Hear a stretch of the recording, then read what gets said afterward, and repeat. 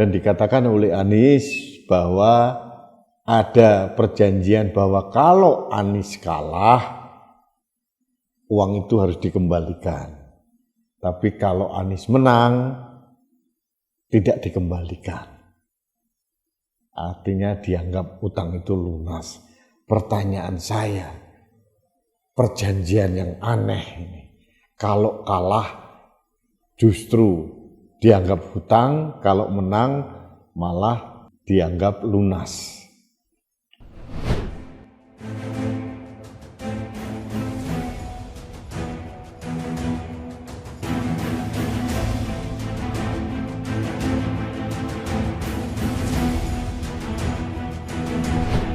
Halo Sahabat Indonesia, kita bertemu kembali dalam Opini Rudi. Sahabat Indonesia, masalah hutang piutang Anies Baswedan dengan Sandiaga Uno belum kelar juga. Yang terjadi malah semakin melebar kemana-mana dan justru ini membuat Anies Baswedan semakin terpuruk remuk. Kenapa saya katakan demikian?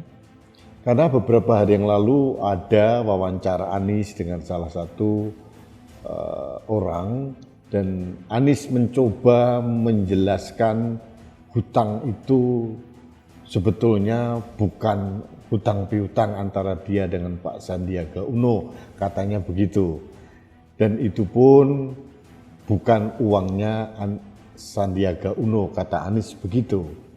Ini adalah titipan seorang donatur, dalam tanda kutip pengusaha atau siapapun yang memberikan donasi untuk kampanye menjadi gubernur. Tapi diatasnamakan Sandiaga Uno sebagai penjamin.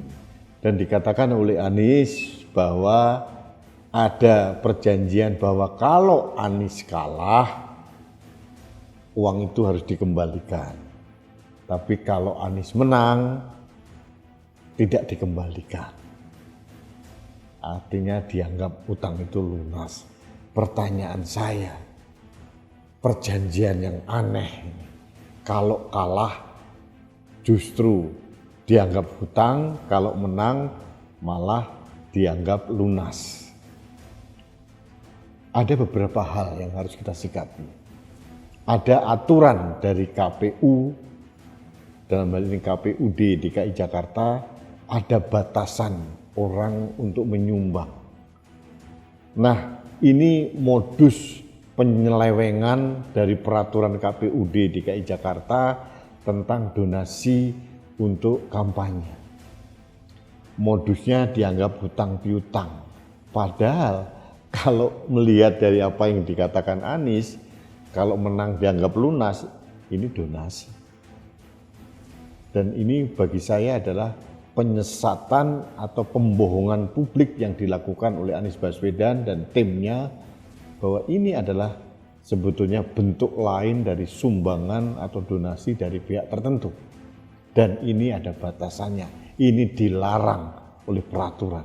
Bukan saya yang melarang loh ya, tapi ini larangan resmi dari KPUD, ada batasan orang atau kelompok untuk menyumbang seseorang yang ingin maju menjadi kepala daerah atau presiden sekalipun.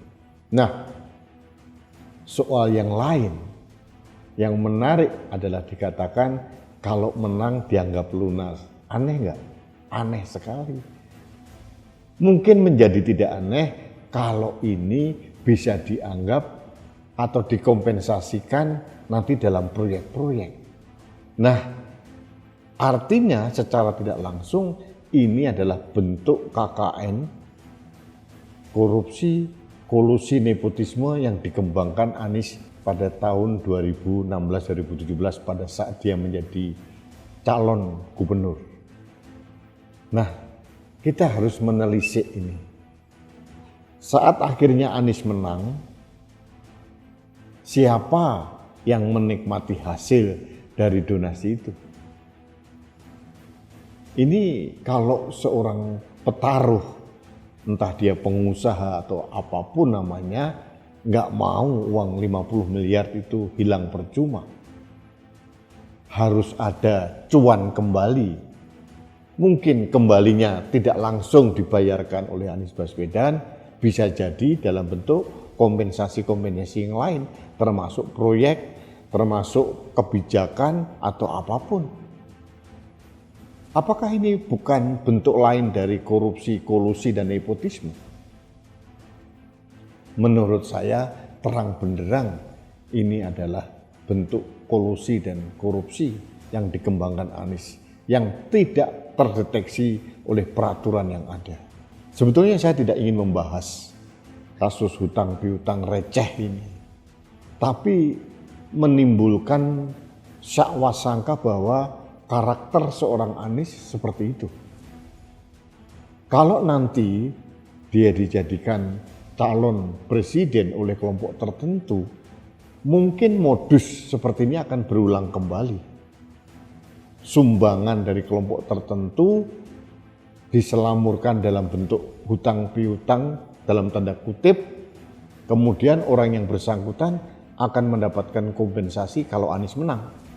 Ini menurut saya pola-pola atau modus-modus yang sangat licik berbohong kepada publik dan menyiasati aturan yang ada.